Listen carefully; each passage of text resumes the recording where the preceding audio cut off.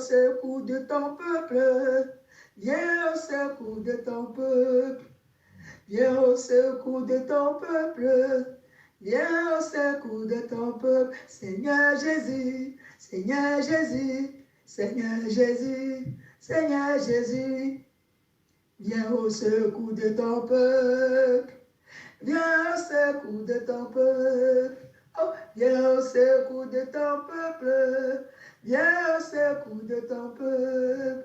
Seigneur Jésus, Seigneur Jésus, Seigneur Jésus, Seigneur Jésus. Alléluia, alléluia. Seigneur notre Dieu, Seigneur notre solution, Seigneur notre force, Seigneur notre puissance, Seigneur notre joie, Seigneur notre paix, Seigneur notre rédempteur, Seigneur notre combattant, Seigneur notre puissance. Viens au secours de nous qui sommes ton peuple. Viens au secours de tes enfants. Viens restaurer tes enfants. Viens conduire tes enfants. Viens donner la direction à tes enfants. Viens montrer le droit chemin à tes enfants. Viens montrer le chemin de la vie à tes enfants. Toi qui es notre roi, toi qui es notre Seigneur. Oh mon roi, tu seras toujours sur ton trône. Tu seras toujours sur le trône de nos cœurs, papa. Viens prendre place encore au milieu de ton peuple et achève ton œuvre dans nos vies, Seigneur. Achève tes œuvres. Achève tes œuvres dans nos vies, papa. Achève l'œuvre que tu as commencée dans ma vie. Achève l'œuvre que tu as commencée dans la vie de mes frères. Achève l'œuvre que tu as commencée dans la vie de mes sœurs. Oh mon roi Jésus. Oh mon roi Jésus, mon roi Jésus. Jésus, Jésus, tu seras toujours mon roi, tu seras toujours mon roi, tu seras toujours mon roi. Jésus, Jésus, Jésus, Jésus, tu seras toujours mon roi, tu seras toujours mon roi, toujours, toujours, toujours, toujours, toujours, toujours mon roi, toujours, toujours, toujours, toujours, toujours, toujours, toujours, mon roi. Jésus, Jésus, Jésus, tu seras toujours mon roi, tu seras toujours, toujours, toujours, toujours mon roi.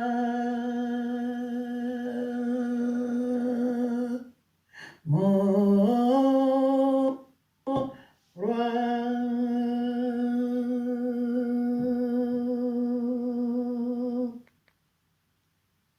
Mon roi. Alléluia, alléluia, alléluia. Seigneur Jésus, tu es notre roi. Seigneur Jésus, nous t'aimons. Seigneur Jésus, nous t'élevons. Seigneur Jésus, nous chantons ta gloire. Seigneur Jésus, nous célébrons ta gloire. Tu es notre Dieu. Tu es notre Seigneur. Tu es notre Père. Tu es notre joie. Éternel, notre Dieu, nous voulons te bénir parce que tout au long de cette semaine qui s'achève, ce soir, tu nous as conduits. Tu as été avec nous. Tu as fait luire ta lumière sur nous. Tu nous as donné les meilleures productions de la terre afin que nous puissions manger à notre faim et boire à notre soif. Et le plus grand miracle que tu as fait, c'est que tu nous as renouvelé ton souffle de vie. Tu nous as donné ton amour, Éternel notre Dieu. Merci pour cet amour que tu nous as donné. Voilà pourquoi nous chantons, Éternel, que tu es notre roi. Que tu es notre roi. Jésus, oh, Jésus, oh, tu seras toujours mon roi. Oh, tu seras toujours mon roi. Tu seras toujours mon roi. Oui, Jésus, oh, oui, Jésus, oh, tu seras toujours mon roi. Tu seras toujours mon roi. Oui, tu seras toujours mon roi. Tu seras toujours mon roi. Oh Yeshua. Oui, Yeshua. Tu seras toujours mon roi. Tu seras toujours mon roi. Tu seras toujours mon roi. Tu seras toujours mon roi. Oh, tu seras toujours mon roi. Tu seras toujours mon roi. Seigneur Jésus, tu es mon roi. Seigneur Jésus, tu es mon sauveur. Seigneur Jésus, tu es mon rédempteur. À présent, Seigneur Jésus, je m'abandonne entre tes mains afin que tu puisses m'utiliser comme bon te semble, comme un instrument inutile entre tes mains. Viens m'utiliser encore pour redresser ce qui a besoin d'être redressé, pour corriger ce qui a besoin d'être corrigé, pour convaincre ceux qui ont besoin d'être convaincus, pour assister ceux qui ont besoin d'être assistés, pour guérir ceux qui ont besoin de la guérison. Mais surtout, Seigneur Dieu, pour révéler à tes enfants le grand amour que tu as, le grand amour que tu as. Oh Seigneur, le grand amour que tu as. Père, béni sois-tu. Merci pour les témoignages, merci pour les délivrances et merci également pour les guérisons. Au nom puissant de Jésus-Christ, nous avons ainsi prié. Amen. Très chers frères et sœurs, vous écoutez la voix de votre frère, le serviteur Jean-Paul Laosson. Je suis de nouveau dans la joie d'être avec vous. Oh, ça me manquait d'être avec vous. Mais le Seigneur a permis que ce vendredi soir qui est le début du Shabbat, pour ceux qui observent encore le Shabbat, mais nous faisons de chaque jour le Shabbat maintenant, parce que Jésus nous a délivrés de toutes ces choses et que pour nous, chaque jour maintenant, c'est le Shabbat. Mais je voulais vous dire que ce début de Shabbat, ou bien ce début de week-end pour certaines personnes, le Seigneur a mis dans mon cœur de continuer le travail que j'ai commencé il y a de cela quelques semaines. Le Seigneur a mis dans mon cœur de continuer l'enseignement sur l'amour de Dieu.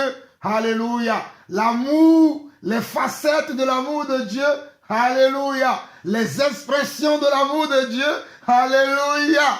Oh, alléluia. Nous parlons des expressions, des facettes et des caractéristiques de l'amour de Dieu. Et nous sommes aujourd'hui dans la 5e partie. Mes chers frères et sœurs, cet enseignement va durer très longtemps parce qu'il y a beaucoup de choses que je vais vous révéler parce que le Seigneur continue à me montrer des choses, des facettes et des expressions de l'amour. Et je vous assure que je ne sais pas à quel moment nous allons finir cet enseignement sur l'amour de Dieu. Alléluia. Donc aujourd'hui, pour ceux qui nous suivent depuis quelque temps, nous sommes dans la 5e partie. Et si vous êtes des élèves, des étudiants ou des disciples studieux, vous devez savoir que je vous ai dit de méditer les livres de Samuel. Alléluia. Je vous avais dit de méditer les livres de Samuel. Si vous ne l'avez pas médité, je vous assure que vous allez manquer beaucoup de choses.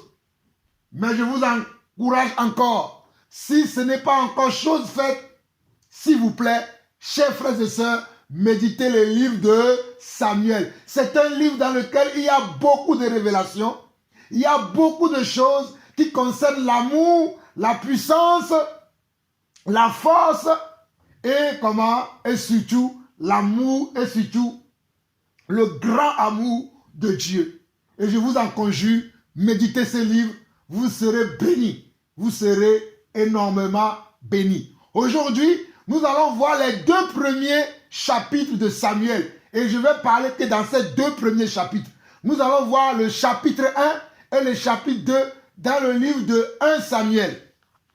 Nous allons voir le premier livre de Samuel et nous allons voir le chapitre 1 et le chapitre 2. Nous allons parler de l'amour. Alléluia. Alléluia. Et nous continuons selon la grâce que le Seigneur nous fait encore de partager encore ce moment avec vous. Nous continuons. Donc, 1 Samuel chapitre 1, nous lisons la parole du Seigneur. Il y avait un homme de Rama Taïm Sophim, de la montagne d'Éphraïm, nommé Elkana, fils de Joroham, fils d'Eliou, fils de Tohu, fils de Souf, Éphrasien. Il avait 2 femmes, dont l'une s'appelait Anne et l'autre Pénina. Pénina avait des enfants, mais Anne n'en avait point. Chaque année, cet homme montait de sa ville à Silo pour adorer l'Éternel des armées et pour lui offrir des sacrifices. Là se trouvaient les 2 fils d'Élie, Ophni et Phiné, sacrificateurs de l'Éternel. Le jour où Elkana offrait son sacrifice, il donnait des portions à Pénina, sa femme, et à tous les fils et à toutes les filles qu'elle avait d'elle. Mais il donnait à Anne une portion double, car il aimait Anne que l'Éternel avait rendue stérile. J'aimerais bien que vous souligniez ça dans votre Bible. Il aimait comment? Mais il donnait, le verset 5 dit, mais il donnait à Anne une portion double, car il aimait Anne, que l'Éternel avait rendue stérile. Je ne sais pas si nous avons des sœurs qui sont stériles, mais la stérilité peut venir également de Dieu. Je ne parle pas de ceux qui, dans le passé, eux-mêmes, dans leur jeunesse, ou lorsqu'ils étaient dans le monde, ils ont tellement fait de mauvais choix. Ils ont tellement pris des mauvaises décisions, pris des choses qu'il ne fallait pas, qu'ils ont bouché leur trompe, ou bien qu'ils ont eu l'ablation de leur trompe, qu'aujourd'hui ils sont devenus stériles, ce qui n'est que la conséquence de leur péché. Mais jusqu'aujourd'hui, ma soeur, même si tu as les trompes bouchées, même si tu as une seule trompe, Dieu peut encore faire un miracle dans ta vie. Si tu marches avec lui et si tu l'aimes de tout ton cœur, Dieu peut encore te bénir. Je ferme cette petite parenthèse. Nous continuons la lecture de la parole de Dieu. Verset 6. Sa rivale lui prodiguait des mortifications pour la porter à s'irriter de ce que l'Éternel l'avait rendu stérile. Et toutes les années, il en était ainsi. Chaque fois qu'Anne montait à la maison de l'Éternel, Pénina la mortifiait de la même manière alors qu'elle pleurait et ne mangeait point. Elkana, son mari, lui disait: Anne, pourquoi pleures-tu et ne manges-tu pas? Pourquoi ton cœur est-il attristé? Est-ce que je ne vaux pas pour toi mieux que 10 fils? Regardez comment Elkana cherchait à encourager, à exhorter, à fortifier son épouse Anne, qui subissait comment? Des railleries, des moqueries, qui subissait des médisances à cause de sa stérilité. À cause de son infertilité, elle subissait des moqueries. Elle subissait des railleries. Elle subissait de la médisance. Elle subissait du mépris. Elle subissait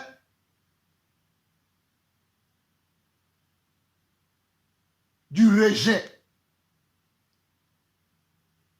Mais regardez l'attitude de cette femme.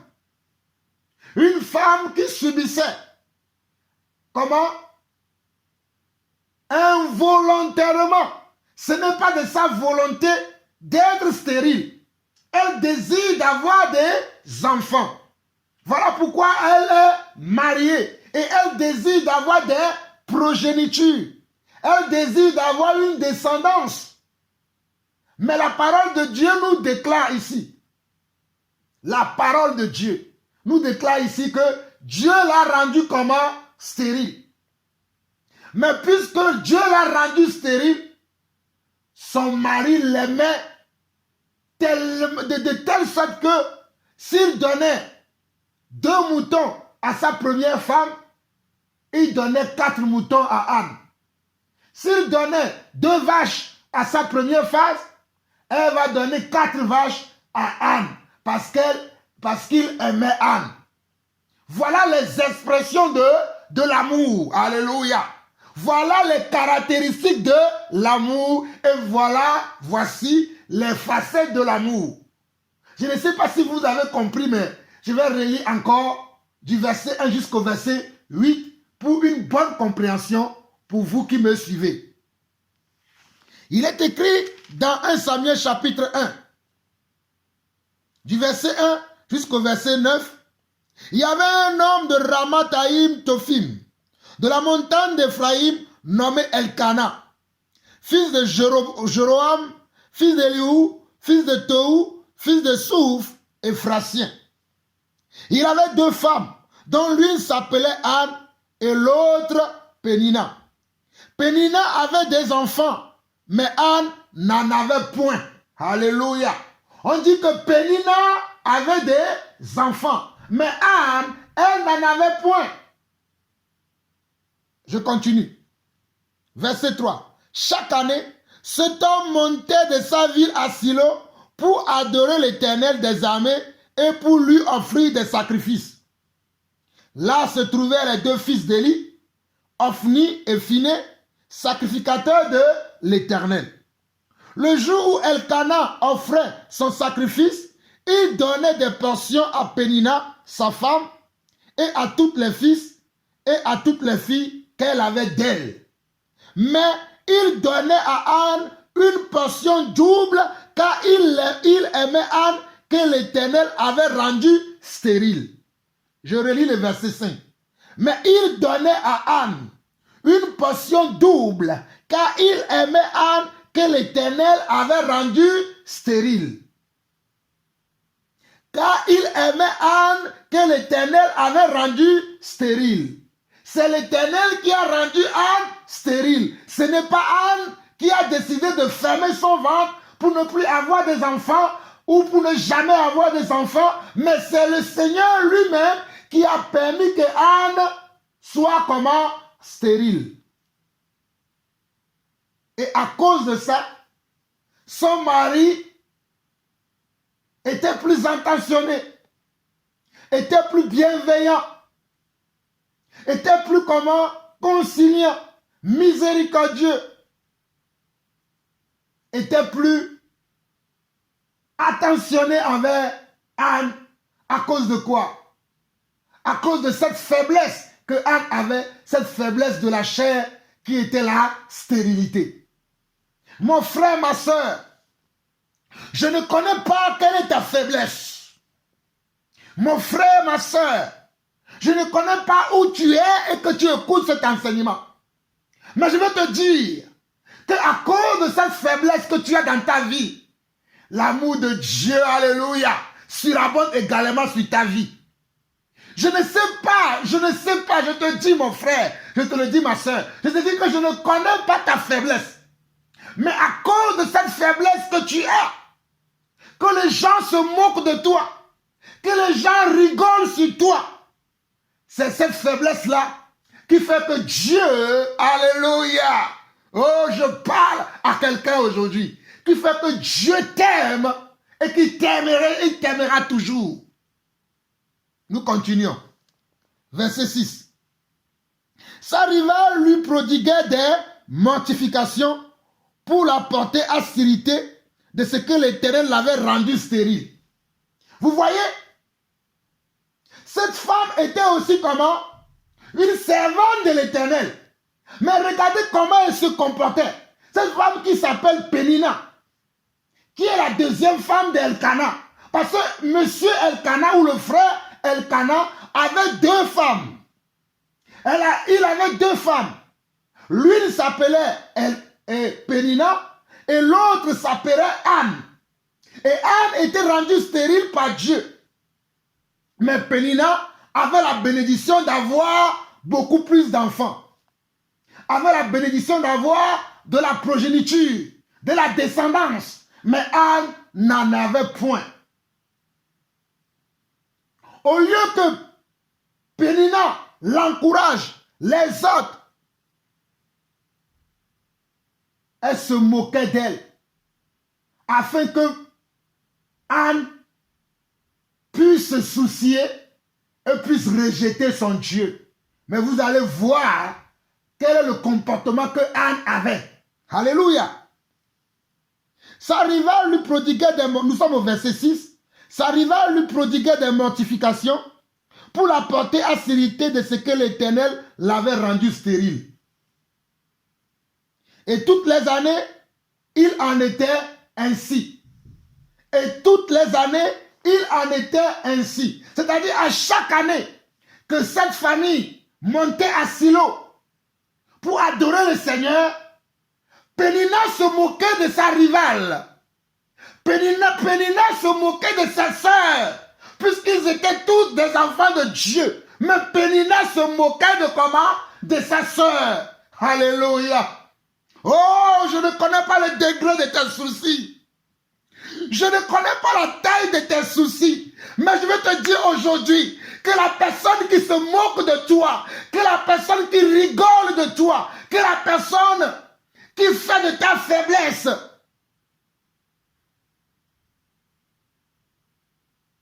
ce ragot, Dieu est sur le point de t'élever, ma soeur. Dieu est sur le point de t'élever, mon frère. Dis Amen à cette parole. Dis Amen à cette parole. Dieu est sur le point de relever ta tête. Dieu est sur le point de terminer ton histoire. Mais pour terminer ton histoire, il faut que tes ennemis voient là où Dieu va t'amener. Tous ceux qui se sont moqués de toi, tous ceux qui se sont moqués de toi, qui ont rigolé sur toi, qui ont dit des médisances sur toi, verront là où Dieu va t'amener. Crois-moi mon frère, crois-moi ma soeur. Nous continuons. Verset 7. Et toutes les années, il en était ainsi. Chaque fois qu'Anne montait à la maison de l'Éternel, Pénina la mortifiait de la même manière. Alors, elle pleurait et ne mangeait point. Alors, elle pleurait et ne mangeait point. Mon frère, ma soeur, est-ce que tu peux voir le manque d'amour de Pénina, le manque de considération de Pénina, le mépris de Pénina envers sa rivale, sa sœur Anne, le rejet de Pénina envers sa sœur Anne. Vous le voyez? J'espère que vous le voyez. Nous continuons au verset 8. Au verset 8, Elkana, son mari, lui disait: Anne, regardez l'amour de Dieu au travers de son mari Elkana. Parce que lui, il voyait ce qui se passait. Voilà pourquoi lui, il aimait sa femme comme si c'était Dieu lui-même qui était là avec elle. Au fait, Elkana était une représentation de Dieu pour Anne. Alléluia. Elkanah, oh alléluia, Elkanah était une représentation de Dieu pour Anne. Elkanah était Jésus-Christ, oh alléluia. Elkanah était Jésus-Christ pour Anne, alléluia. Elkanah était Yeshua Hamashiach pour Anne. Elkanah était le Rédempteur pour Anne. Elkanah était la solution pour Anne. Elkanah était le Saint-Esprit pour Anne. Alléluia, alléluia, alléluia, alléluia, alléluia, alléluia. Verset 8. Elkanah, son mari, lui disait, Anne, pourquoi pleures-tu et ne mens-tu pas? Pourquoi ton cœur est-il attristé? Est-ce que je ne vaux pas mieux pour toi, mieux que 10 fils? Regardez les paroles de cet homme. Le monsieur lui disait, est-ce que moi, ton mari, Elkanah, je ne vaux pas mieux que tu aies 10 fils? Et c'est la vérité. Peut-être tu es stérile. Peut-être tu es tout seul, alléluia, mon frère, ma soeur. Peut-être tu es tout seul. Tu désires d'être marié, mais pour l'instant, tu es encore seul. Mais pour l'instant, tu vis encore seul. Tu as tellement crié à Dieu. Ta famille se moque de toi. Tes amis se moquent de toi. Tes collègues au travail se moquent de toi. Tes voisins et tes voisines se moquent de toi. Même tes frères dans le Seigneur doutent de ton amour et de ta foi. Mais ma soeur, mais mon frère, je veux te dire aujourd'hui que tu as un grand Dieu qui a le dernier mot. Alléluia. Oh ma soeur, oh mon frère, je veux te dire que tu as un grand Dieu qui a le dernier mot. Alléluia. Oh, qui a le dernier mot? C'est mon Dieu qui a le dernier mot. Oh oui, qui a le dernier mot? Oh, c'est mon Dieu qui a le dernier mot. Oh, qui a le dernier mot? Et c'est mon Dieu qui a le dernier mot. Ah oui, qui a le dernier mot? Et c'est mon Dieu qui a le dernier mot. Oh, qui a le dernier mot? Et j'ai dit, c'est mon Dieu qui a le dernier mot. Oh, qui a le dernier mot? Et c'est mon Dieu qui a le dernier mot. Oh, qui a le dernier mot? C'est mon papa qui a le dernier mot. Oh, qui a le dernier mot? C'est mon sauveur qui a le dernier mot. Oui, qui a le dernier mot? C'est mon rédempteur qui a le dernier mot. Oh oui, qui a le dernier mot? C'est Yeshua qui a le dernier mot. Oh, qui a le dernier mot? Le Fils de Dieu a le dernier mot. Oh, qui a le dernier mot? La parole a le dernier mot. Oh, qui a le dernier mot? L'alpha a le dernier mot. Oh, qui a le dernier mot? L'oméga a le dernier mot. Aujourd'hui, qui a le dernier mot? Oh, l'amen a le dernier mot. Oh, oui, l'amen a le dernier mot. Oh, oui, l'amen a le dernier mot. Et l'amen a le dernier mot. C'est oui et amen pour toi, mon frère. C'est oui et amen pour toi, ma soeur. Pénina se moquait de Anne. Pénina rigolait de Anne.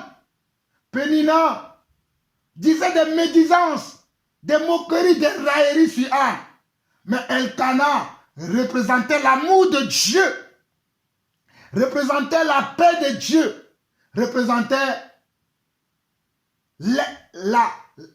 comment je peux dire encore pour que vous puissiez comprendre? Oh Seigneur, aide-moi.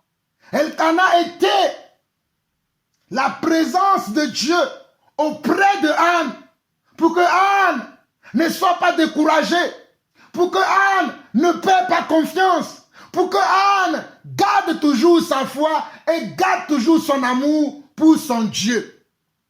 Je dis bien que Elkanah était Dieu auprès de Anne, afin que Anne ne perde pas la raison. C'est ainsi que beaucoup d'entre vous qui me suivez, beaucoup qui me reçoivent comme un serviteur authentique, Je suis Dieu auprès de vous. Alléluia. Comprenez mon langage.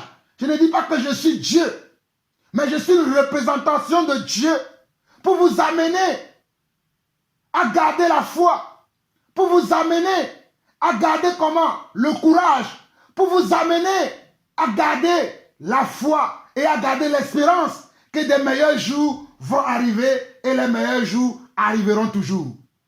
Nous continuons.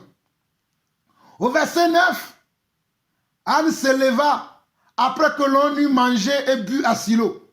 Le sacrificateur Élie était assis sur son siège près de l'un des poteaux du temple de l'Éternel. Et l'amertume dans l'âme, elle pria l'Éternel et versa des pleurs. Regardez le comportement de la sœur. Regardez le comportement de notre maman Anne. Avec l'amertume dans son cœur, mais elle continuait toujours à aimer Dieu et à parler à Dieu. Elle parlait de ce problème à Dieu. Elle parlait de son mal, de sa souffrance à Dieu. Elle n'a pas arrêté de parler à Dieu. Elle n'a pas cessé d'invoquer Dieu. Mais tous les jours, autant qu'elle se peut, lorsqu'elle va à Silo pour adorer le Seigneur, elle parlait à Dieu. Et au verset 11, à cette année-là, voilà ce que Anne a fait. Verset 11. Elle fit un vœu en disant, l'Éternel des armées, si tu daignes regarder l'affliction de ta servante, si tu te souviens de moi et n'oublie point ta servante, et si tu donnes à ta servante un fils, je le consacrerai à l'Éternel pour tous les jours de sa vie, et le rasoir ne passera point sur sa tête. Regardez la prière de Anne. Regardez la prière de notre sœur Anne. Quelqu'un qui se mortifiait, quelqu'un à qui on se moquait, quelqu'un de qui on se moquait, quelqu'un de qui on rigolait, quelqu'un qu'on a rejeté. Mais lorsque cette sœur allait devant le Seigneur, elle pleurait. Elle versait des larmes. Des larmes de comment? Des larmes de souffrance. Des larmes de moquerie. Mais dans ces larmes de moquerie, elle avait l'amour pour Dieu. Alléluia. Son amour pour Dieu n'a pas baissé. Malgré qu'elle souffrait, alléluia. Malgré qu'elle souffrait, je ne connais pas le degré de ta souffrance, ma soeur. Je ne connais pas le degré, la taille de tes problèmes. Mais je sais qu'il y a un Dieu qui te regarde, qu'il y a un Dieu qui te voit. Malgré tes problèmes, malgré tes souffrances, il y a un Dieu qui te regarde du haut des cieux.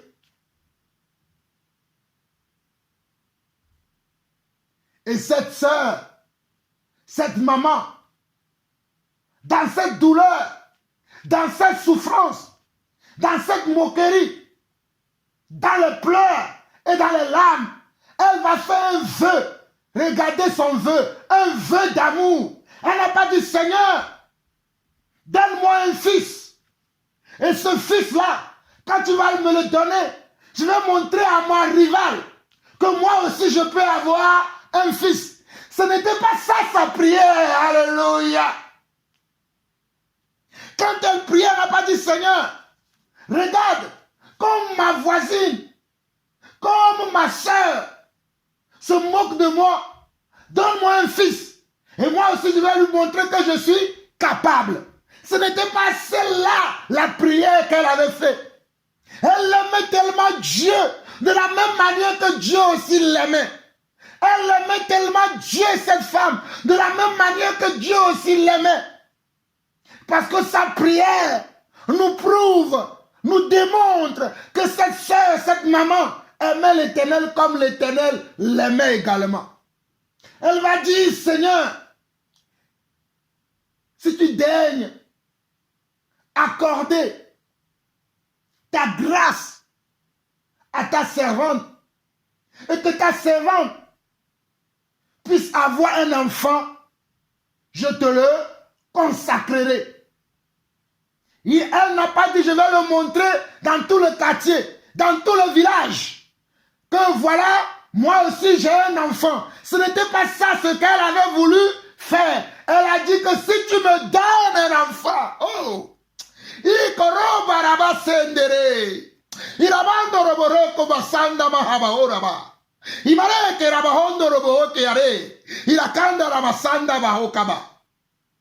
a dit que si tu me donnes un fils, je te le consacrerai.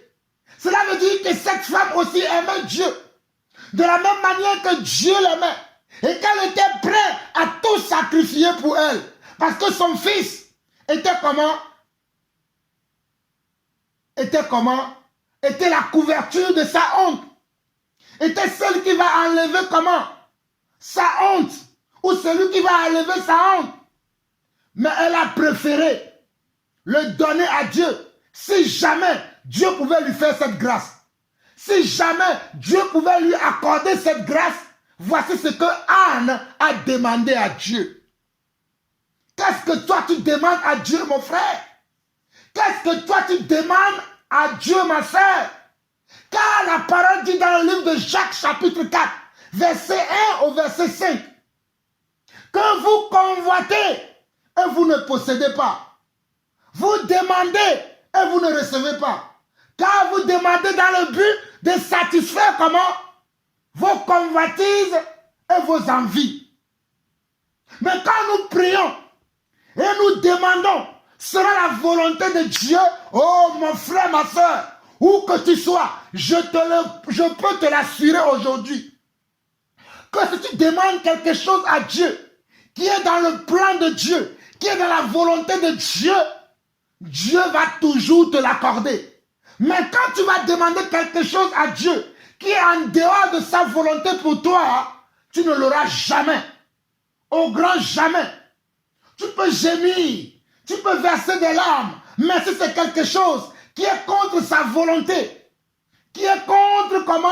Son désir, qui est contre sa volonté pour toi, peu importe tes jeûnes de 40 jours, de 21 jours, de 8 jours, de 3 jours, d'une journée ou de demi-journée, tu ne verras rien parce que ce n'est pas la volonté de Dieu pour toi. Que celui qui a des oreilles pour entendre, entend ce que l'Esprit dit à son Église. Nous continuons. Au verset 12, comme elle restait longtemps en prière devant l'Éternel, Élie observa sa bouche. Élie était sacrificateur à l'époque. Élie était celui qui était dans le temple, qui offrait les sacrifices sur l'autel, qui recevait les frères et sœurs qui venaient pour l'expiation de leurs péchés, pour l'action de grâce, pour les sacrifices. Élie était cet homme qui faisait ce service-là. Comme moi aujourd'hui, qui suis un simple serviteur, un simple instrument dans les mains de notre papa, Yeshua HaMashiach, notre souverain, notre roi, notre Dieu, l'Éternel des armées. Verset 13. Anne parlait dans son cœur et ne faisait que remuer ses lèvres. Mais on n'entendait point sa voix. Élie pensait qu'elle était ivre. Et il lui dit, jusqu'à quand seras-tu dans l'ivresse? Fais passer ton vin. Regardez, même Élie le sacrificateur ne comprenait pas la douleur, alléluia, de cette femme. Pourtant, il était un serviteur de Dieu. Pourtant, il était enfant de Dieu. Mon frère, ma soeur, quelquefois les gens qui sont autour de toi ne peuvent pas connaître la douleur que tu traverses ou que tu ressens. Mon frère, ma soeur, je dis quelquefois, même ton pasteur, même ton apôtre, même ton prophète, même ton évangéliste, même ton enseignant ou docteur ne comprendra pas ce que tu vis. Parce qu'il n'est pas Dieu. Alléluia. Même Jean-Paul Lawson ne comprendra pas ce que tu vis. Alléluia. Même Jean-Paul Lawson ne comprendra pas ce qui t'arrive. Mais lui, il comprendra. Alléluia. Mais lui, il comprendra. Puisque c'est une relation entre deux personnes. Alléluia. Puisque c'est une relation entre deux individus. Entre Dieu, qui est notre créateur, notre pourvoyeur. Celui qui nous a aimés et qui a quitté son trône pour venir nous donner un modèle à imiter. Et toi qui lui parles. Pourquoi veux-tu que les voisins, les voisines, les frères et sœurs soient au courant de cette relation? Mais c'est une relation entre toi et ton Dieu. La relation qui existe entre moi et mon épouse, ou entre mon épouse et moi, mais vous ne le savez pas. Parce que c'est une relation entre elle et moi, et non entre elle et vous et moi. On n'est que deux dans cette relation, elle et moi. Vous n'y êtes pas dedans. Mais c'est une relation entre elle et moi. Vous voyez? Qu'il y a des choses des fois qui nous échappent. Il y a des choses des fois, il y a des choses des fois auxquelles on ne fait pas attention, on ne prête pas attention parce qu'on est comment? Parce qu'on est dans la distraction. Mon frère, ma soeur, parfois, ton frère avec qui tu pries tous les jours ne comprendra pas ta douleur. Alors, ne dis rien à ton frère. Va parler à Dieu. Ma soeur, je te dis quelquefois, ta soeur qui est avec toi, qui mange dans la même assiette avec toi, qui dort avec toi, ne comprendra pas ta douleur. Mais toi, parle avec ton Dieu. Alléluia. Je te le dis encore, mon frère. Je te le dis encore, ma soeur. Ouvre ta bouche et parle avec ton Créateur. Car ton Créateur est ton époux. Alléluia. Ton Créateur est ton sauveur. Ton Créateur est la solution à tes problèmes. Parle avec lui. Parle avec lui. Parle avec lui le matin. Parle avec lui à midi. Parle avec lui le soir. Mes chers amis, mes chers frères et sœurs, nous allons arriver aussi dans le livre de Daniel. Vous allez voir que les hommes étaient tellement méchants envers Daniel. Les hommes étaient tellement méchants envers Shadrach, Meshach et Abednego. Mais ces hommes, alléluia. Hey, Koroba Baba Sandabaha. Maiko Basende Behekera. Ikarabo Sondo Brakazinde. Rikenda Rabaora Basaka. Je dis bien, ces hommes-là avaient tellement un ardent amour pour leur Dieu qu'à leur temps, il y avait eu une interdiction qu'ils ne doivent pas prier leur Dieu. Pour Daniel, les gens étaient tellement jaloux de lui. Étaient comment? Jaloux de sa vie, qu'ils ont créé une loi juste pour l'empêcher de prier son Dieu. Mais Daniel continuait à prier son Dieu. C'est juste une aparté, parce que dans cette étude sur les facettes de l'amour de Dieu, nous allons arriver aussi dans le livre de Daniel. Quand je sortirai du livre de Samuel, nous irons dans le livre de Daniel. Voici encore un devoir pour vous qui me suivez. Je vous ai dit cet enseignement, peut-être que ça va prendre même des années. Parce que tout ce que Dieu me montre par rapport à son amour sont très grands, sont tellement colossales que je ne sais pas même pas par où commencer et par où terminer. Mais j'ai confiance à son esprit qui va me conduire pas à pas afin que je vous révèle toutes les caractéristiques de l'amour de Dieu. Alléluia. Je vous parlais de Shadrach, de Meshach et d'Abednego. Voici encore ces trois personnes qui avaient tellement un amour passionné. Un amour passionné pour leur Dieu et pour le commandement de leur Dieu. qu'il y a à leur époque un roi qui va faire un dieu en métal pour leur demander à ceux-là de le vénérer.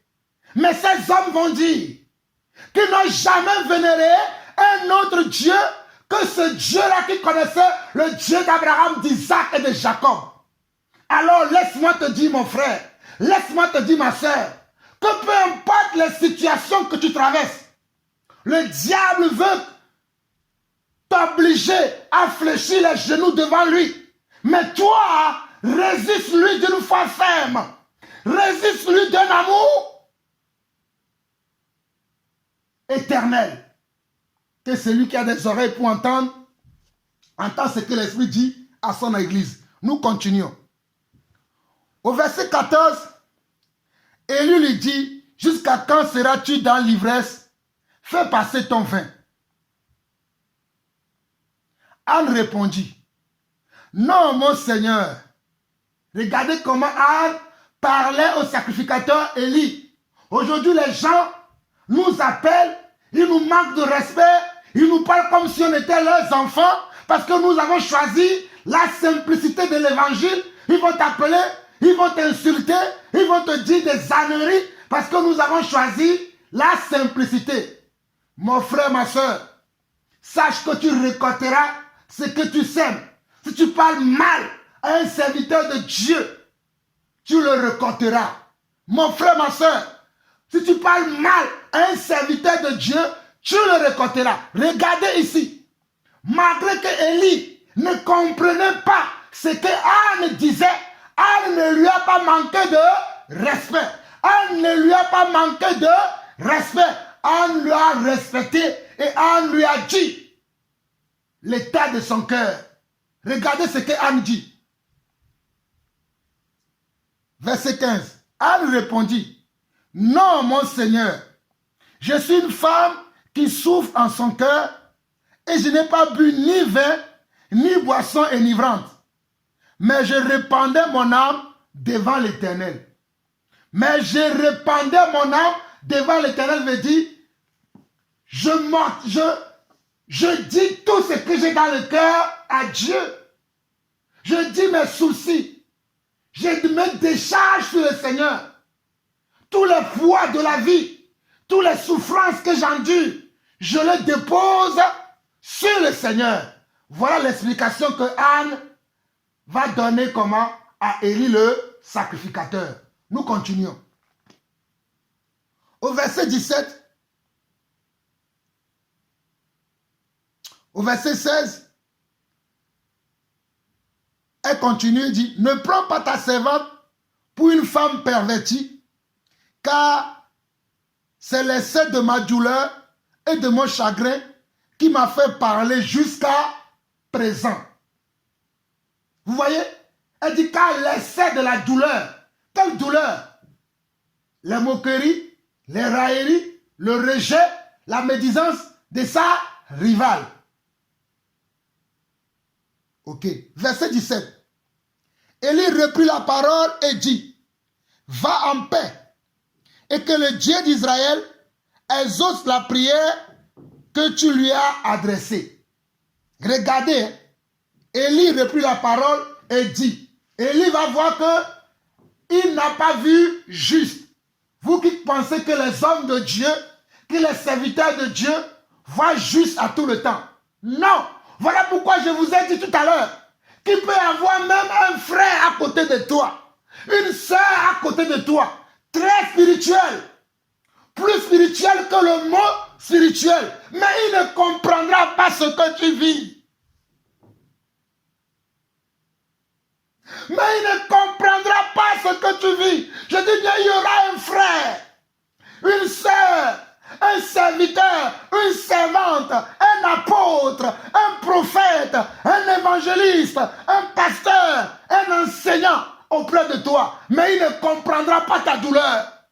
Il ne le comprendra pas, mais Dieu te comprendra. Voilà pourquoi il faut parler à Dieu et ne pas s'adresser aux hommes. Moi, je ne m'adresse pas aux hommes, mais je m'adresse toujours à Dieu. Alléluia. Rabakori basanda rababa. Iraba sandara mao barike.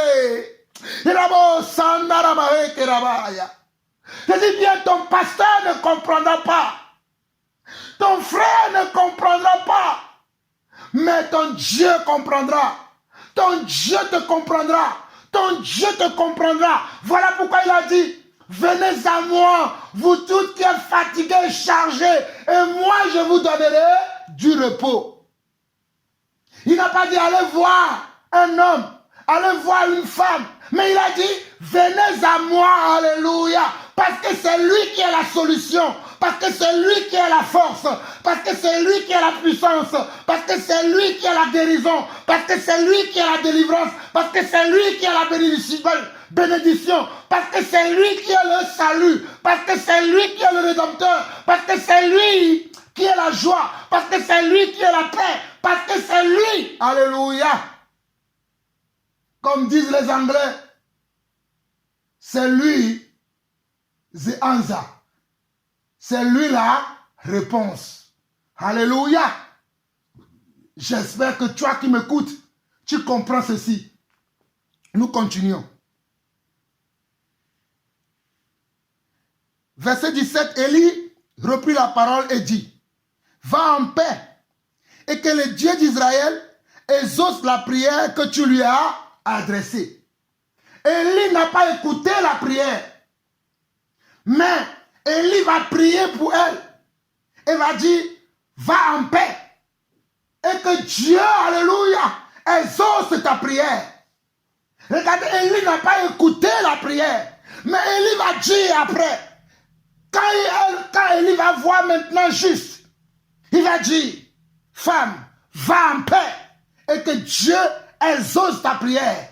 Je dis à quelqu'un qui me suit maintenant, quelqu'un qui me suit, qui prie, quelqu'un qui prie, pas une prière de convoitise, pas une prière, je dis bien, je précise les choses, pas une prière de convoitise et non pas une prière envieuse, mais quelqu'un qui se mortifie dans son âme, qui a une douleur intense et profonde, que Dieu, le Dieu qu'on appelle Dieu exaucia, qu'il exauce ta prière, qu'il exauce ta prière, qu'il exauce ta prière. Recevez au nord, reçois au sud, recevez, à l'ouest, recevez, à l'est, recevez l'exaucement de vos prières qui sont dans la volonté parfaite de Dieu. Aujourd'hui, notez ce jour. Notez le 5 mars 2021 et écrivez ce que vous voulez à côté. Vous le verrez s'accomplir. Vous le verrez s'accomplir. Vous le verrez s'accomplir. Vous le verrez s'accomplir au nom puissant de Jésus. Papa, tu m'as envoyé afin que je bénisse ton peuple. Tu m'as envoyé afin que je sois un pont entre toi et tes enfants. En tant qu'un pont entre toi et tes enfants. Père, je prie pour tous ceux-là qui vont écouter ce message et qui vont mettre ça en pratique et qui vont renouer le contact avec toi. Qui vont renouer le contact avec toi et qui vont te demander, Seigneur Dieu, d'accomplir tes merveilles, d'accomplir tes projets, d'accomplir, Seigneur Dieu, tes volontés dans leur vie. Je prie, Papa, que cela soit oui et amen. Je prie, Papa, que cela soit oui et amen. Je prie au nom de Jésus que cela soit oui et amen. Nous continuons. Au verset 18, Élie dit, que ta servante trouve grâce à tes yeux. Et cette femme s'en alla, elle mangea et son visage ne fut plus le même. Alléluia. Elle qui était comment? Dans l'amertume. Elle qui était comment? Dans l'angoisse. Elle qui était comment? Dans le rejet. Mais une fois qu'elle a versé de l'âme, une fois qu'elle a parlé, elle s'est déchargée sur Dieu. À cause de quoi? À cause de son amour pour Dieu. Elle n'a pas dit, je vais abandonner Dieu parce que mes frères, mes soeurs se moquent de moi. Ce n'était pas ça qu'elle avait dit ou qu'elle avait choisi. Elle n'a pas dit qu'elle va abandonner Dieu parce que ça fait des années qu'elle va prier, qu'elle va adorer Dieu, mais elle ne voit rien dans sa vie. Les choses vont de mal en pire. Mais elle n'a jamais abandonné Dieu. Voilà quelqu'un qui aime Dieu et je vous exhorte à imiter l'amour de Anne. Voilà quelqu'un qui aime Dieu. Quand on aime Dieu en tout temps. Que les choses vont bien ou pas, on doit aimer Dieu. Alléluia. Que les choses aillent mieux ou pas, nous devons toujours aimer Dieu. J'ai entendu il y a quelques jours une sœur me dire, oh, je ne comprends pas tout ce que je fais, rien ne marche, on dirait que je ne suis même pas enfant de Dieu, on dirait même que je ne suis pas sauvé. J'ai dit, hé ma sœur, qu'est-ce qui te fait parler ainsi? Sache que le péché se couche à ta porte, mais toi, domine sur lui. Je lui ai rappelé ça à la sœur. Si cette sœur-là me suit encore actuellement, ce message est aussi encore pour toi aussi, ma sœur. Tu vas te reconnaître. Je lui ai dit, ma sœur, attention. Il y a des gens qui veulent aimer Dieu lorsque tout va bien. Mais ils ne veulent plus aimer Dieu lorsque les choses vont de mal en pire.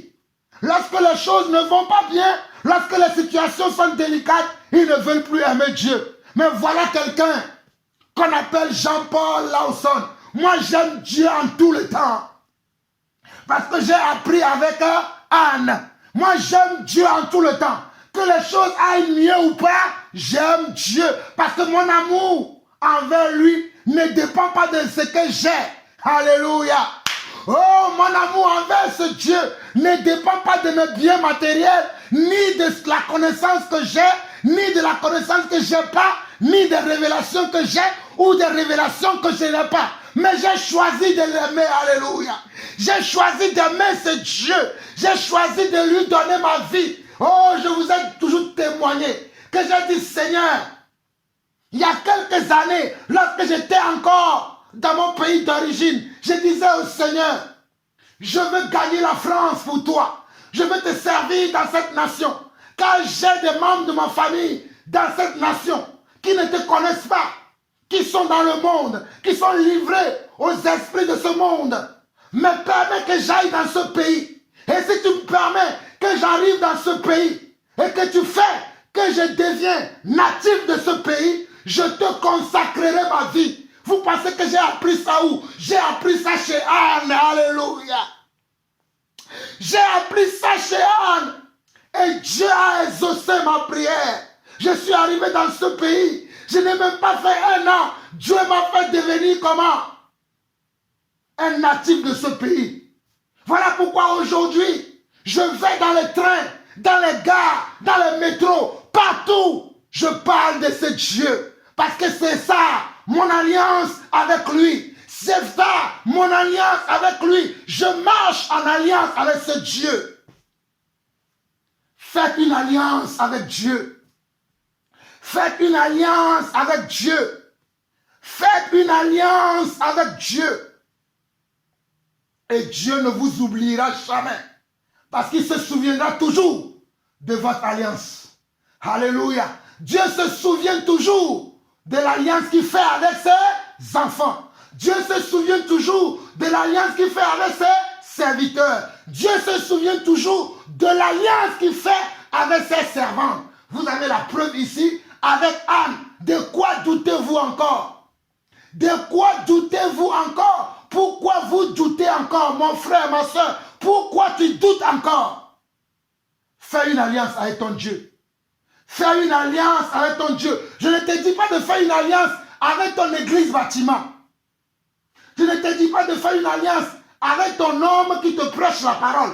Je ne te dis pas de faire une alliance avec une organisation humaine. Mais fais une alliance dans le secret avec ton créateur et ton époux.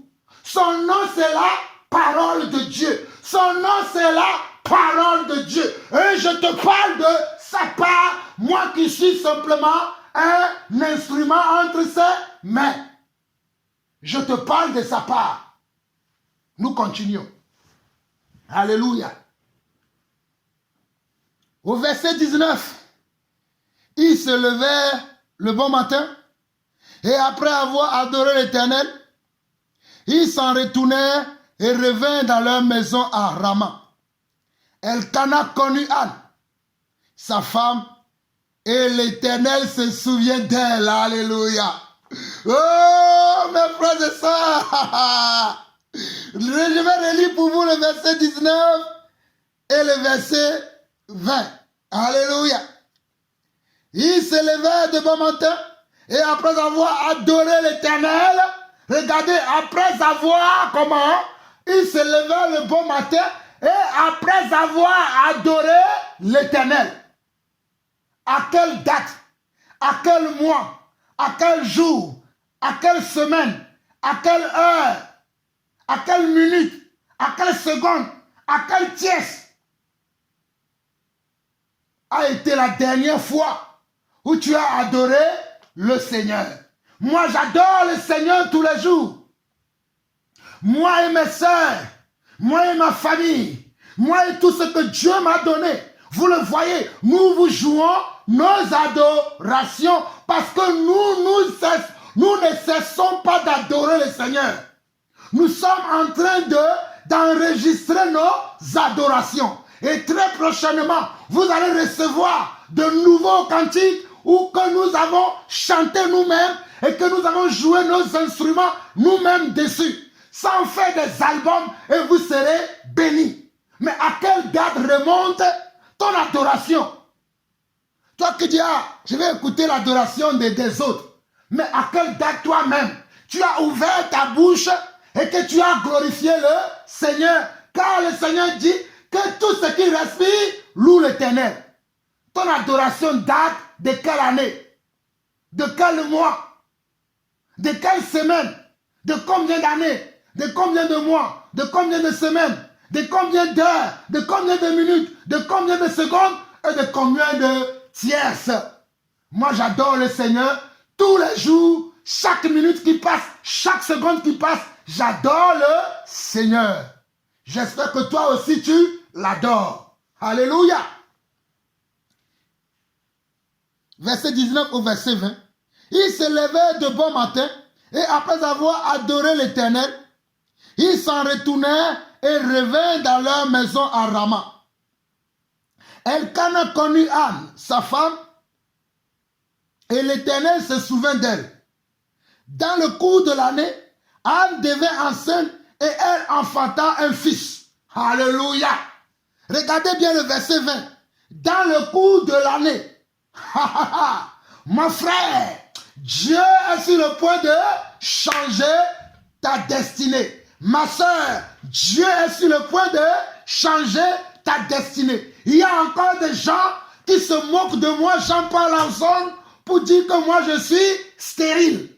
Ah bon?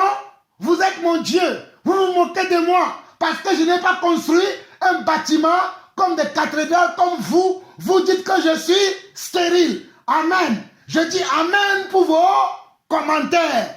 Parce que moi je n'ai pas construit des bâtiments comme vous. Vous dites que je suis stérile. Je rends grâce à Dieu pour vos commentaires et que Dieu vous bénisse. Mais il y a une année qui va arriver pour moi. Il y a une année qui est sur le point d'arriver pour moi et le Seigneur va se souvenir de son serviteur que je suis. Oh ma soeur, le Seigneur se souvient de toi. Mon frère, le Seigneur se souvient de toi. Ma soeur, le Seigneur se souvient de toi. Mon frère, le Seigneur se souvient de toi. Nous continuons.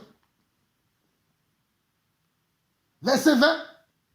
Dans le cours de l'année, Anne devint enceinte et elle enfanta un fils, qu'elle nomma Samuel. Car, dit-elle, je l'ai demandé à l'Éternel. Donc Samuel veut dire, j'ai demandé à l'Éternel. Samuel veut dire, j'ai demandé à l'Éternel. Qu'est-ce que toi tu as demandé à l'Éternel?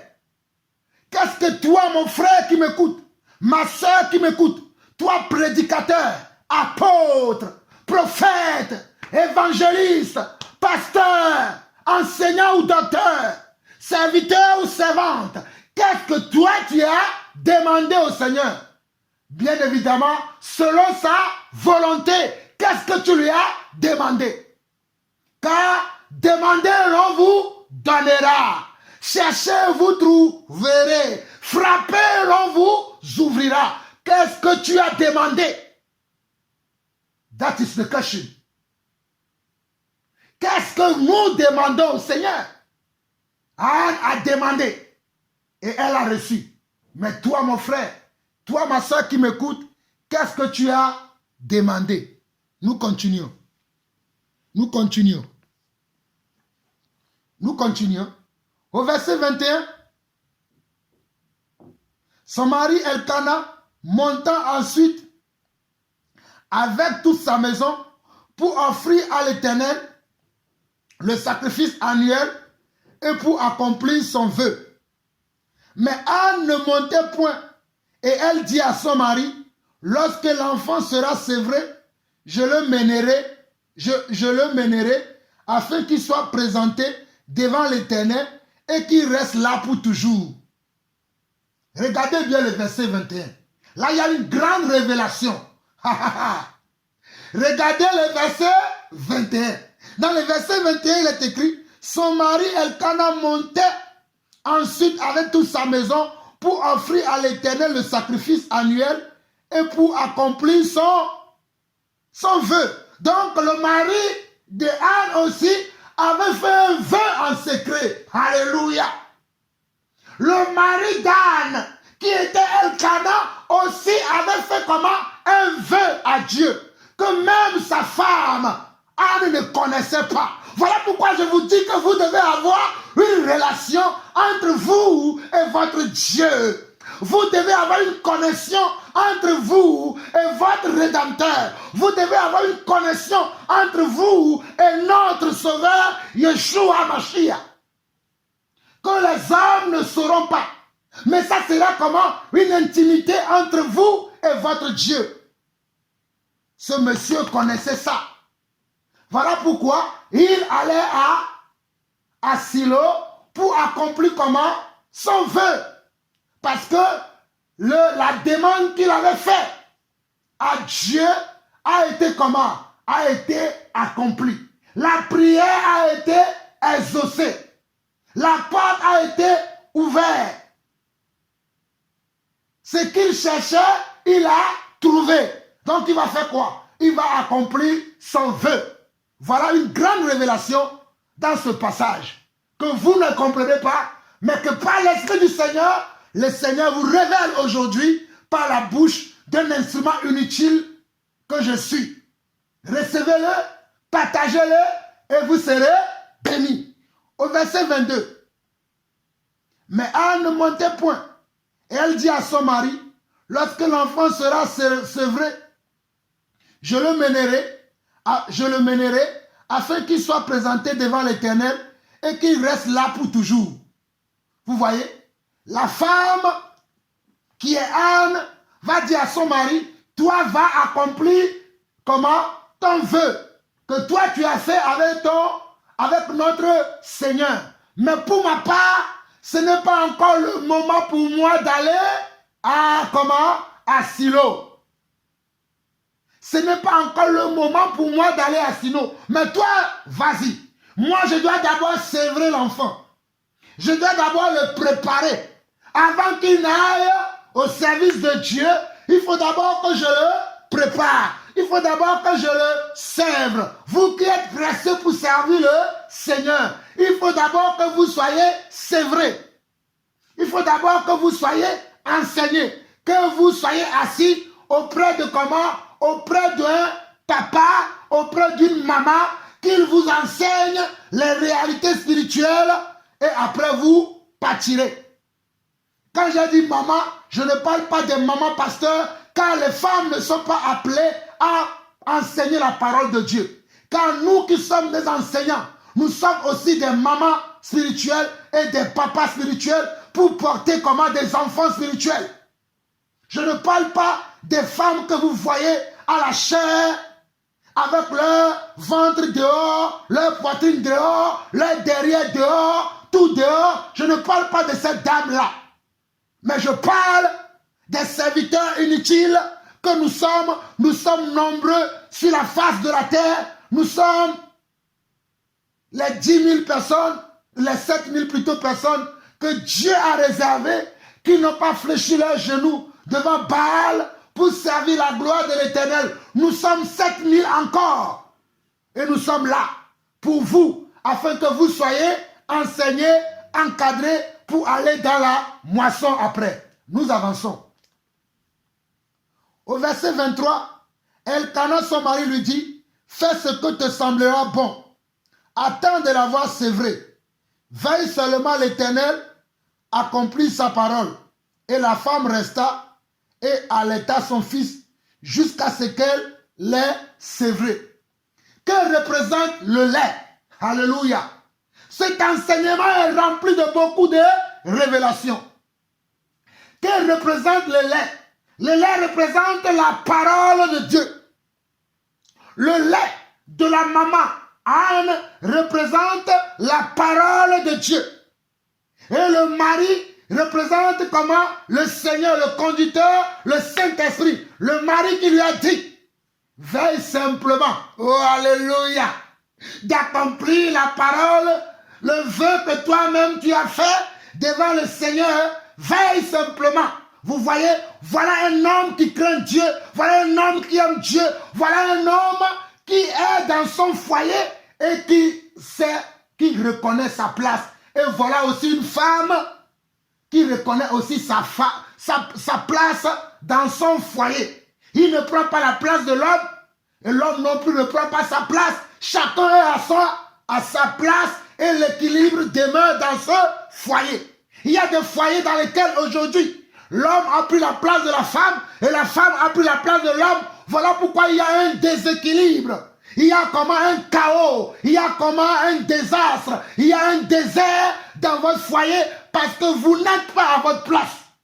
Que chacun soit à sa place et vous verrez la gloire de Dieu. Que celui qui a des oreilles pour entendre, entend ce que l'Esprit dit à son Église. Nous avançons. Au verset 24.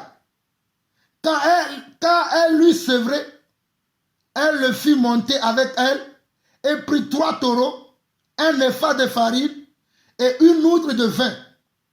Elle le mena dans la maison de l'Éternel à Silo. L'enfant était encore tout jeune. Regardez, l'enfant était encore tout jeune. Voilà quelqu'un qui était stérile depuis des années, qui a demandé à Dieu, donne-moi un enfant. Si tu me le donnes, je te le consacrerai. Beaucoup de notre génération aujourd'hui, ils vont faire de tels vœux à Dieu. Mais lorsque Dieu va les bénir, ils vont oublier Dieu. Ils vont dire, Dieu, tu vois ma situation. Ah ben, je t'avais dit ça, mais je n'étais pas sage dans ma demande. Si je te donne mon enfant aujourd'hui, les gens vont continuer à se moquer de moi. Voilà pourquoi tu n'es pas béni, mon frère. Tu n'es pas béni, ma soeur. Lâche prise. Lâche prise. Lâche prise. Lâche prise. Je dis bien, si c'est nous, à notre génération, nous avons fait un vœu à Dieu, mais nous allons oublier le vœu que nous avons fait parce que nous avons peur des gens qui nous regardent. Moi, je n'ai pas peur des gens qui me regardent ou les gens qui sont là juste pour faire des commentaires sur ma vie. Mais j'ai peur de Dieu. Je crains Dieu, mais je n'ai pas peur des hommes. Les hommes, je m'en moque de leurs commentaires. Je m'en moque de leur appréciation. Je m'en moque de ce qu'ils vont dire. Mais je veille sur les communions que j'ai entre mon Père et moi. Car c'est de là que vient mon succès, ma réussite et mon triomphe. Voilà le secret de Jean-Paul Lawson. Voilà le secret de Jean-Paul Lawson. Il y a un frère qui me demande tout le temps, mon frère, révèle-moi ton secret. Voilà, je vous révèle mon secret. Je ne vous cache rien. Je vous dis tout. Comme le Seigneur a dit à ses disciples, je vous ai tout montré. Moi aussi, je vous montre tout. Ce qui concerne ma vie et ma relation avec notre papa. Nous continuons. Au verset 25, il égorgeait les taureaux et il conduisit l'enfant à Élie. Anne dit, mon Seigneur, pardon, aussi vrai que ton âme vit, mon Seigneur, je suis cette femme qui me tenait ici près de toi pour prier l'Éternel. C'était pour cet enfant que je priais. Et l'Éternel a exaucé la prière que je le lui adressais. Voilà maintenant, c'est maintenant que la femme va révéler même aux serviteurs de Dieu ce qu'elle avait dit ce jour-là, lorsque le serviteur de Dieu, Élie, ne comprenait pas ce que cette femme-là faisait dans le temple. Lorsqu'elle était là, elle mortifiait son âme. Elle n'a même pas révélé le fond de sa prière, le fond de son cœur à l'homme de Dieu. Mais à l'accomplissement du vœu, parce que c'était comment? Un vœu envers Dieu. Il ne peut pas le dire à l'homme parce que c'est comment? C'est de Dieu à lui et c'est d'elle à Dieu. C'est de Dieu à elle et c'est d'elle à Dieu. Elle n'a pas besoin de détailler ça devant l'homme de Dieu. Mais elle a détaillé à Dieu. Mais à l'accomplissement, elle vient témoigner pour que l'homme de Dieu voie ce que Dieu a fait dans sa vie. Quand est-ce que toi, mon frère, tu vas témoigner? J'ai témoigné dans la 4e partie des choses que Dieu fait dans ma vie. Certains vont penser que je suis orgueilleux. Certains vont penser que je rencontre n'importe quoi. Je ne m'en moque de vos commentaires. Vous n'êtes pas la personne qui m'a appelé et ce n'est pas avec vous que je communique, mais je communique avec Dieu et Dieu me dit, parle, témoigne, enseigne, dis. Voilà ce que cette femme va dire au verset 26. Anne dit, mon Seigneur, pardon, aussi vrai que ton âme vit, mon Seigneur, je suis cette femme qui me tenait ici près de toi pour prier l'Éternel.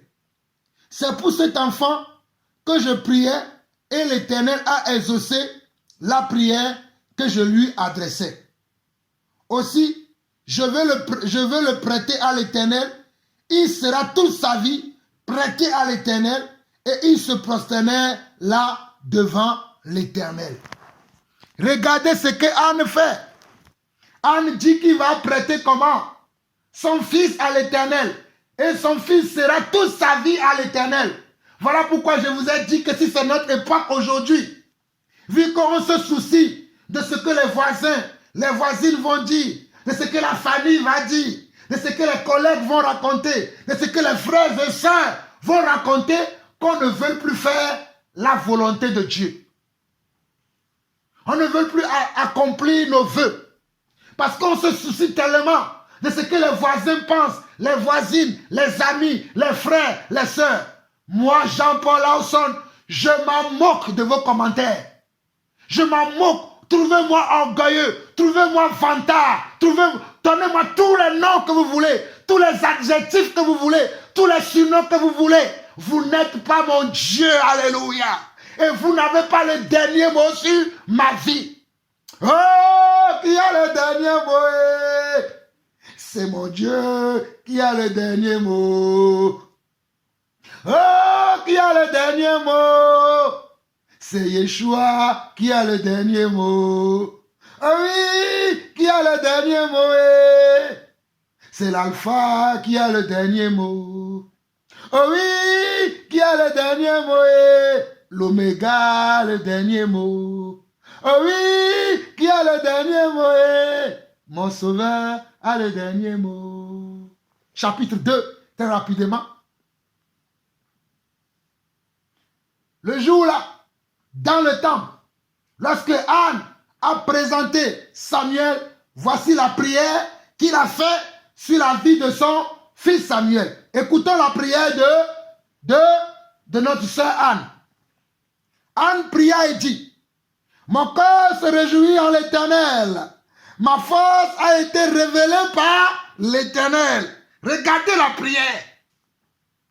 Il y a prière dans prière. Regardez. Mon cœur se réjouit en l'Éternel. Ma force a été révélée par l'Éternel. Ma bouche s'est ouverte contre mes ennemis.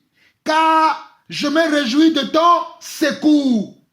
Car je me réjouis de ton secours. Voilà pourquoi j'ai commencé l'enseignement par les cantiques de ma maman Julienne. Oh, ma maman, cette maman qui a 72 ans.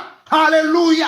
Cette maman qui a 72 ans, mais qui me soutient dans l'œuvre de Dieu, qui chante des cantiques pour accompagner mes prédications, pour que vous aussi, frères et sœurs, vous soyez bénis.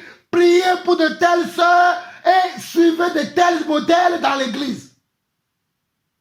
La maman là, elle a 72 ans. Mais elle m'appelle comment? Elle m'appelle mon apôtre. Elle m'appelle comment? Elle m'appelle mon apôtre, enseigne-moi. Elle ne voit pas mon jeune âge. Et elle a des enfants qui sont plus âgés que moi. Moi, j'ai 43 ans, elle a 72 ans, elle a des enfants plus âgés que moi.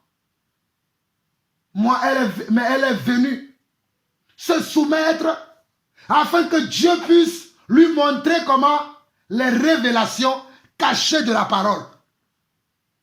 Afin que je puisse l'enseigner. Alors qu'il y a parmi vous certaines personnes qui nous méprisent, qui nous prennent comme si nous étions des chiffons. Mais nous vous bénissons, nous vous bénissons, nous vous bénissons, nous vous bénissons au nom du Seigneur Jésus. Même si vous nous injuriez, même si vous traitez des propos injurieux contre nous, vous nous traitez d'orgueilleux, comme vous voulez, nous vous bénissons. Je continue.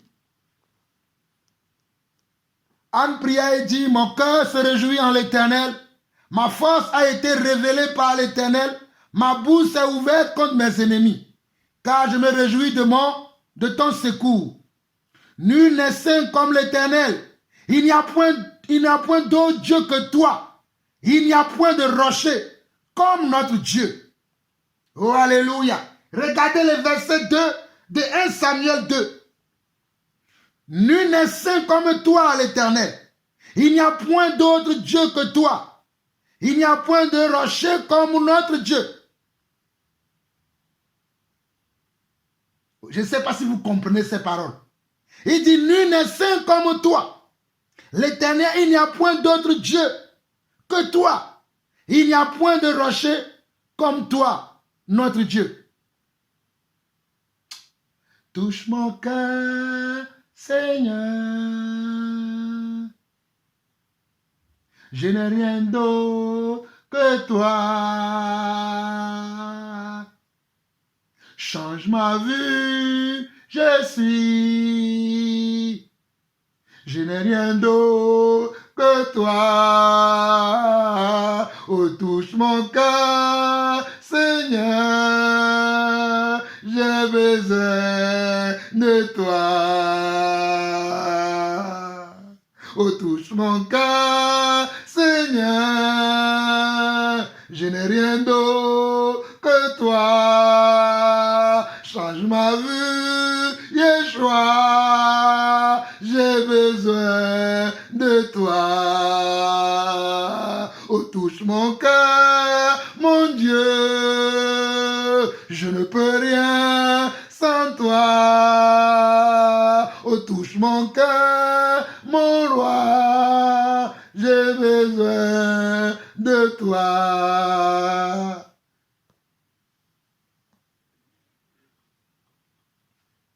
Au verset 3, il dit, ne parlez plus avec tant de hauteur, que l'arrogance ne sorte plus de votre bouche, car l'Éternel est un Dieu qui sait tout.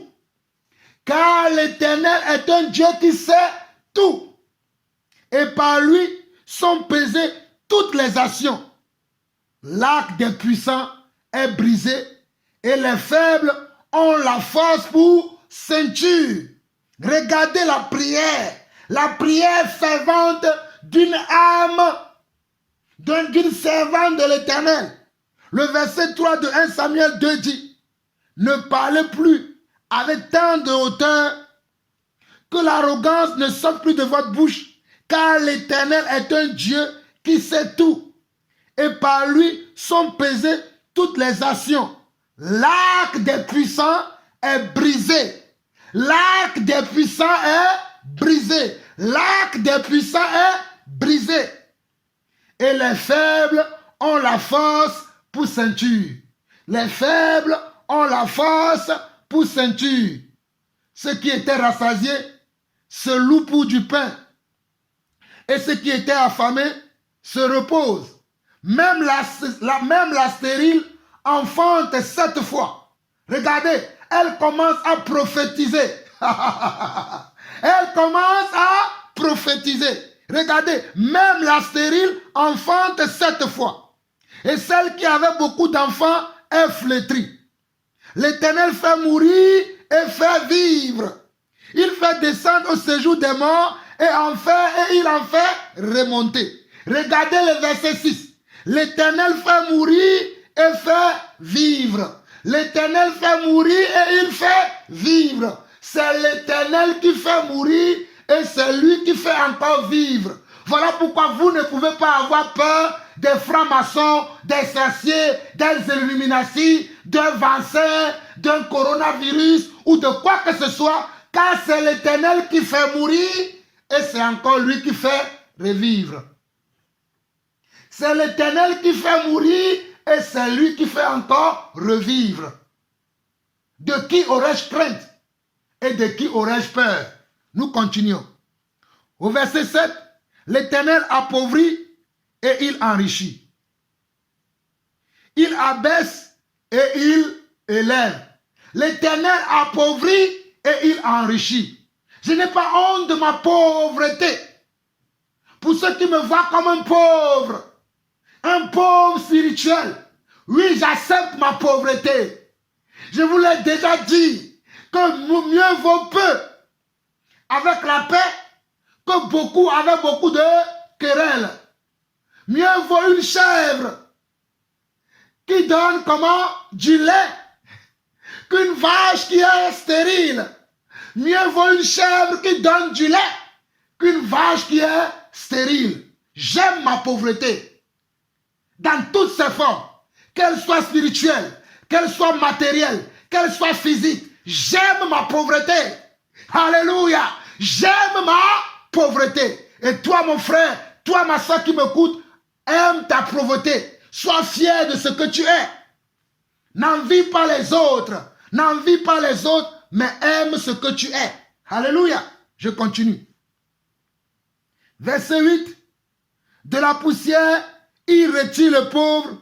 Du fumier, il relève l'indigent. Pour les faire asseoir avec les grands. Il leur donne en partage un trône de gloire, car l'Éternel sont les colonnes de la terre, et c'est sur elles qu'il a posé le monde.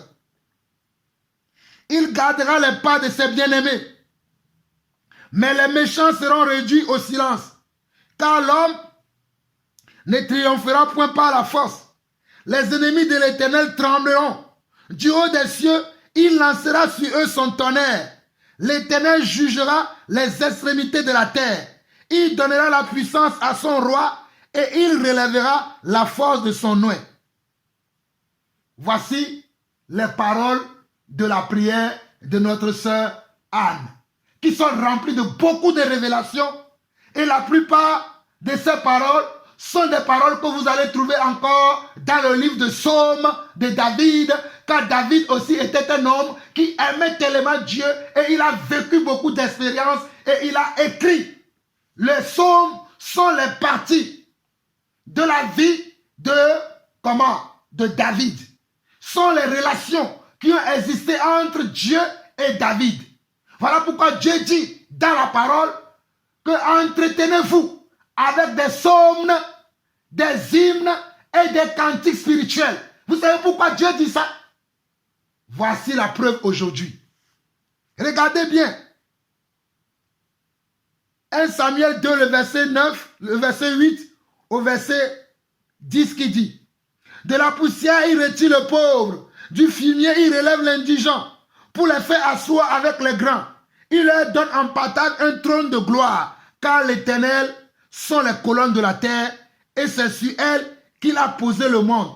Car l'Éternel sont les colonnes de la terre. Je ne sais pas si vous comprenez ça. Car l'Éternel sont les colonnes de la terre. Et c'est sur elles qu'il a posé le monde. Il gardera les pas de ses bien-aimés. Mais les méchants seront réduits au silence, car l'homme ne triomphera point par la force. Les ennemis de l'Éternel trembleront. Du haut des cieux, il lancera sur eux son tonnerre. Du haut des cieux, le Seigneur lancera sur eux son tonnerre. L'Éternel jugera les extrémités de la terre. Il donnera la puissance à son roi. Il relèvera la force de son oint. Voilà la prière de notre sœur Anne. Vous lirez la suite à la maison. Nous allons finir aujourd'hui à partir du verset. Nous allons finir maintenant en lisant que le verset 18 au verset 21. Mais vous-même à la maison, méditez la suite et continuez à méditer les livres de Samuel. Et je vous ai donné un deuxième devoir. Méditez également les livres de Daniel. Nous allons lire maintenant le verset 18 au verset 21 et nous allons nous arrêter là aujourd'hui. Samuel faisait le service devant l'Éternel et cet enfant était revêtu d'un éphod de lin. Sa mère lui faisait chaque année une petite robe et la lui apportait en montant avec son mari pour offrir le sacrifice annuel. Regardez, lorsque la maman Anne et le mari Elkana ont donné leur fils à Dieu, ils ont continué à servir Dieu. Ils n'ont pas arrêté le service. Ils ont continué à adorer Dieu, comme ils l'ont toujours fait, comme ils le faisaient naguère. Ils ne se sont jamais arrêtés. Mais si c'est notre génération, nous allons nous arrêter, nous allons nous fatiguer. Mais Anne et son mari Elkana ne se fatiguaient pas. Ils continuaient d'adorer et d'élever Dieu. Ils ne se sont pas dit, Dieu nous a pris notre enfant, notre unique enfant. Ils ne se sont pas dit ça. Mais ils ont continué à servir le Seigneur. Ils ont continué à aimer le Seigneur. Ils ont continué à travailler pour le Seigneur. Au verset 20, au verset 21, Élie bénit Elkana et sa femme en disant que l'Éternel te fasse avoir des enfants de cette femme pour remplacer celui qu'elle a prêté à l'Éternel, et ils s'en retournèrent chez eux. Comme ils ne se sont pas arrêtés, malgré qu'ils ont donné leurs enfants qu'ils ont toujours désiré à Dieu, malgré qu'ils les ont donnés à Dieu, mais ils ont resté fidèles à Dieu. Ils sont restés dans la persévérance. Ils n'ont pas arrêté là. Ils ont continué dans la persévérance. Ils n'ont pas arrêté là. Ils ont continué dans la persévérance. Et au verset 21, lorsque l'Éternel eut visité Anne, elle devint enceinte et elle enfanta 3 fils et 2 filles. Et le jeune Samuel grandissait auprès de l'Éternel.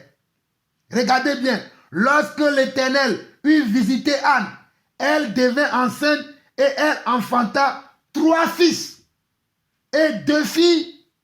Et le jeune Samuel grandissait auprès de l'Éternel. Vu que cette sœur et son mari ont continué à persévérer, à servir le Seigneur, ont continué à agir toujours dans le bon sens, à œuvrer pour le Seigneur. Ils ont continué à travailler pour le Seigneur au moment opportun. Alléluia. Dieu s'est souvenu d'eux. Au moment opportun, alléluia. Tout à coup, Dieu s'est souvenu d'eux. Et cette femme qui était stérile, enfanta encore comment? 3 fils. Et plus tard, 2 filles. Oh, alléluia. Cette femme de qui on se moquait. De qui on se moquait. De qui comment on s'amusait. On l'a rejetée. On le méprisait. On disait qu'elle ne valait rien. Parce qu'elle n'avait pas de descendance. Mais elle avait prêté sa descendance à son Dieu. Et elle continuait à aimer son Dieu. Elle n'a pas arrêté d'aimer Dieu. Elle n'a pas dit, Dieu, tu m'as pris mon enfant, je ne vais plus t'aimer. Mais elle continuait toujours à aimer Dieu. Voilà pourquoi Dieu l'a béni de nouveau avec comment? Avec 3 fils et 2 filles. Dieu l'a béni de nouveau avec 3 fils et 2 fils. Mes chers frères et sœurs, c'est ainsi que nous finissons aujourd'hui. Là, comment? la 5e partie de l'amour et de ses facettes, de l'amour et de ses caractéristiques, de l'amour et de ses expressions. Mais retenez bien que malgré toutes les épreuves que nous pouvons avoir, nous devons continuer à servir le Seigneur. Nous devons continuer à adorer le Seigneur. Nous devons continuer à aimer le Seigneur, même si nous avons comment?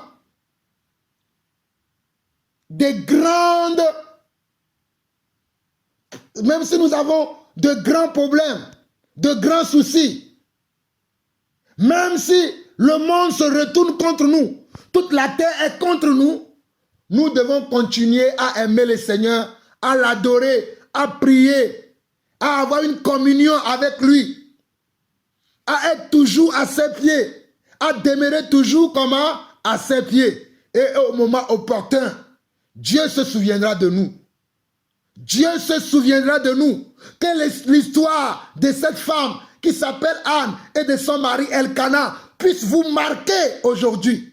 Que cette histoire puisse marquer votre vie afin que vous aussi, vous puissiez rentrer dans une alliance avec Dieu. Une alliance éternelle, pas une alliance passagère. Je parle d'une alliance éternelle. Moi, je suis en alliance éternelle avec Dieu. J'ai consacré ma vie à Dieu. J'ai dit à Dieu toute ma vie, moi et ma maison, nous te servirons. Moi et ma maison, nous t'aimerons. Et c'est ainsi que je sers Dieu. Et même cet enseignement que je partage avec vous fait partie de cet amour que j'ai pour Dieu. Je n'ai plus gardé ça pour moi, mais je le partage aussi avec vous, afin que le grand homme puisse connaître notre Dieu, puisse savoir de quoi est capable notre Dieu, puisse connaître la grandeur, la hauteur, la largeur, toutes les dimensions de notre Dieu. Que le Seigneur vous bénisse. Partagez ces enseignements. Partagez, partagez, partagez. Ne gardez pas ces choses pour vous simplement. Partagez-le afin que d'autres personnes soient bénies. Puisque vous-même, vous ne pouvez pas prêcher, faites quand même le travail d'un bon évangéliste en partageant ce que vous recevez pour la gloire de notre Dieu. Pour la gloire de notre Dieu. Pas pour ma gloire, mais pour la gloire de celui que je vous présente. Éternel mon Dieu, voici, je suis arrivé à la 5e partie de cet enseignement qui est l'amour et les facettes de l'amour, papa.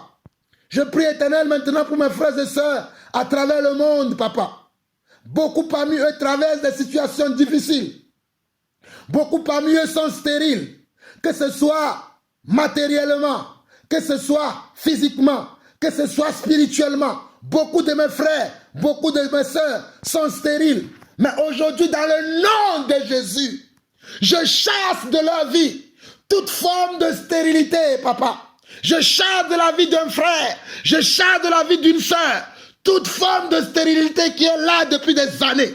Seigneur, souviens-toi de cette sœur qui a déjà prié. Souviens-toi de ce frère qui a déjà jeûné. Souviens-toi de ce maman qui a crié devant ton trône depuis des années.